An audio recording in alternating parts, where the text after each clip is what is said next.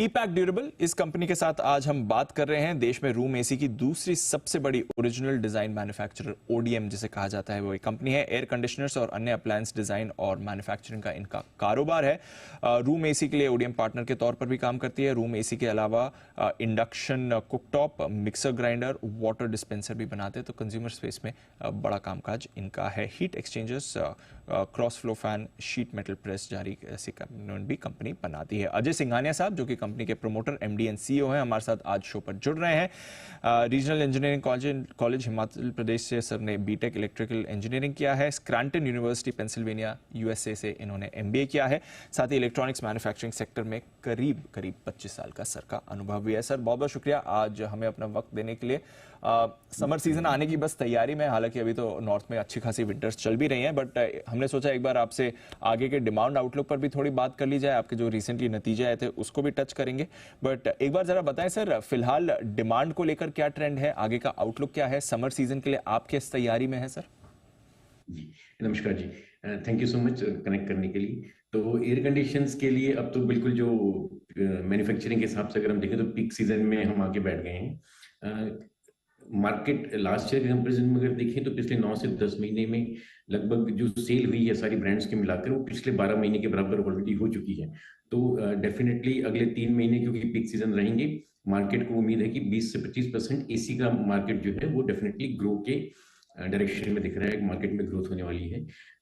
At the same time क्या हुआ है इस क्योंकि क्वार्टर वन में पिछले साल मई जून में बारिशें जल्दी हो गई थी, तो ब्रांड्स काफी सारी इन्वेंट्री लेके बैठी थी क्योंकि इन्वेंट्री लिक्विडेट नहीं हो पाई थी।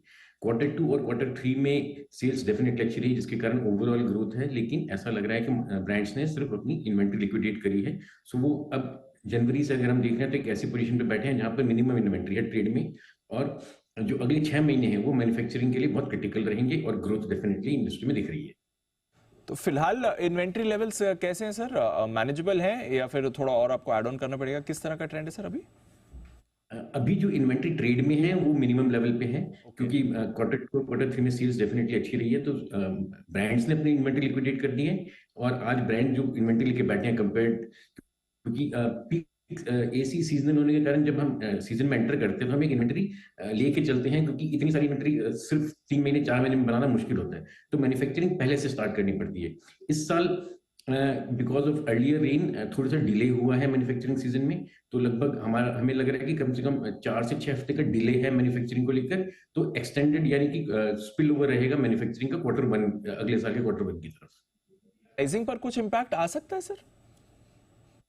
माफ कीजिए, किस चीज का? प्राइसिंग पर इम्पैक्ट आ सकता है इसका, अगर इन्वेंट्री कम है और मैन्युफैक्चरिंग अभी आपको बढ़ानी पड़ रही है तो? नहीं, प्राइसिंग में तो रादर अगर हम पिछले साल से कंपेयर करेंगे तो प्राइसेस डाउन हुए हैं, क्योंकि सारी कमोडिटीज बहुत सॉफ्ट हुई है, चाहे वो स्टील है, कॉपर है, एल्यूमिनियम, सभी चीज अपने पिछले स्तर से नीचे गई हैं। तो लगभग अगर हम एवरेज प्राइसेस भी देखें तो 8 से 10% प्राइसेस कमोडिटीज के कम हुए हैं पिछले 12 महीनों में, तो उसका इम्पैक्ट ये हुआ है कि ओवरऑल प्राइसेस कम हुए हैं। सर मार्जिन्स की क्या सिचुएशन है आपकी?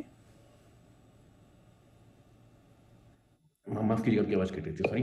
फिलहाल मार्जिन्स की क्या सिचुएशन है सर आपकी?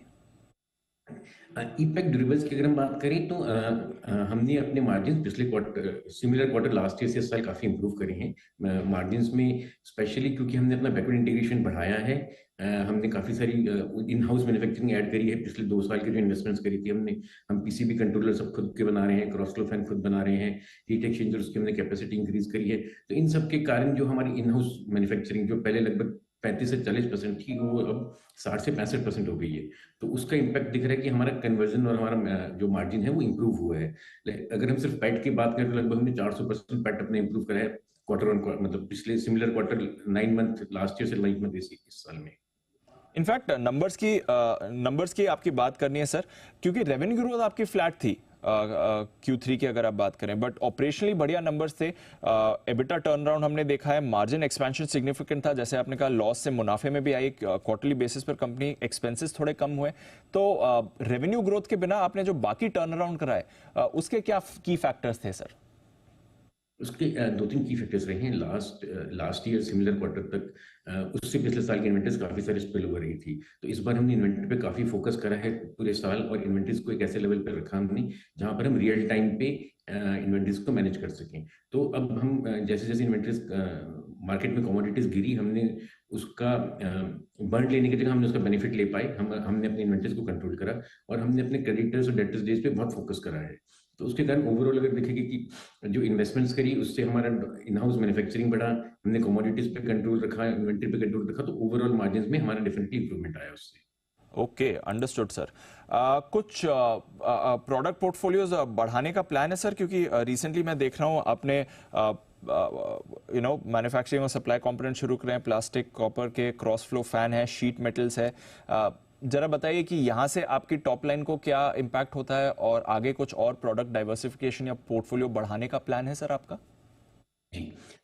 एसी क्योंकि सीजनल इंडस्ट्री है, हमारे ऊपर जो सबसे ज़्यादा प्रेशर होता है वो होता है बचे हुए 6 महीने, यानी कि जून से जो दिसंबर का पीरियड होता है उस टाइम पे हमारे एसेट्स मिनिमम यूटिलाइजेशन पे होते हैं।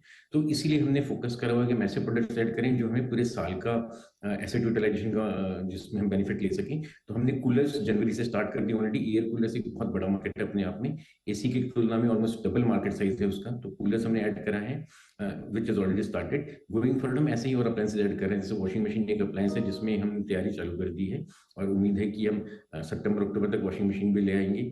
और ऐसे ही छोटे अप्लायंसेज में भी हम काम कर रहे हैं, जो स्मॉल डोमेस्टिक अप्लायंसेज होते हैं उन पे हमारी लगातार डेवलपमेंट्स चल रही है। तो हमने अपनी R&D टीम को बहुत विस्तार किया है, R&D टीम का, और प्रोडक्ट डेवलपमेंट में हमारा फोकस है जिसके थ्रू हम अपनी ओवरऑल एसेट यूटिलाइजेशन को बढ़ा सकें। बड़ी बात है सर। तो वॉशिंग मशीन भी आप कह रहे हैं आप सितंबर से मैन्युफैक्चरिंग शुरू कर देंगे? जी जी जी। और इसके लिए करंट फैसिलिटीज ही काफी है या फिर कुछ एक्सपेंशन करना पड़ेगा? यूटिलाइजेशन लेवल कैसे हैं जरा ये भी बताएं सर। मैन्युफैक्चरिंग की रेडीनेस हमारी है, क्योंकि मैन्युफैक्चरिंग में अगर हम मोल्डिंग या बाकी चीज़ों की बात करें तो वो एसी वाली ही मशीनें मोस्टली यूज हो जाती है। तो इन्वेस्टमेंट बहुत ही कम रहने वाला है इस प्रोडक्ट पोर्टफोलियो को ऐड करने के लिए। लेकिन at the same time washing machine भी फिर उसका पेनिट्रेशन लेवल एसी से बहुत ज़्यादा है, तो मार्केट काफ़ी बड़ा है। तो हम डेफिनेटली उसमें भी आगे विस्तार करेंगे, वॉशिंग मशीन का अपना प्रोडक्ट पोर्टफोलियो भी बढ़ाएंगे। चलिए बढ़िया सर। कोई इनिशियल एस्टिमेट है कितनी सेल्स का अनुमान लगा रहे हैं या कितने प्रोडक्शन यूनिट्स का अनुमान लगा रहे हैं फर्स्ट ट्रांच में? अभी तो क्योंकि सितंबर अक्टूबर से स्टार्ट करेंगे तो डेफिनेटली पहले साल FY 24-25 में तो एक स्टार्टिंग फेज ही रहेगा। तो हम चाहेंगे कि पहले अपने नाम और अपने जो ऑलरेडी हमारी इतने ब्रांड्स के साथ जो रिलेशनशिप है उसको हार्नेस किया जाए, बिजनेस स्टार्ट किया जाए एटलीस्ट, और फिर उसके बाद उसकी ग्रोथ पे डेफिनेटली टीम काम करेगी। Understood sir. आखिरी क्वेश्चन, PLI स्कीम्स की भी जो रिक्वेस्ट थी वहां पर हम देख रहे हैं फर्स्ट लेग ऑफ अप्रूवल्स आना शुरू कर रहे हैं। आपने भी कुछ अप्लाई करा है PLI में? कुछ अपडेट है सर? जी, तो पीएलए में तो हमने ऑलरेडी 300 करोड़ की इन्वेस्टमेंट का कमिटमेंट करा था और हमने पिछले 3 साल में जो हमारी कमिटमेंट थी इन्वेस्टमेंट की वो पूरी करी है।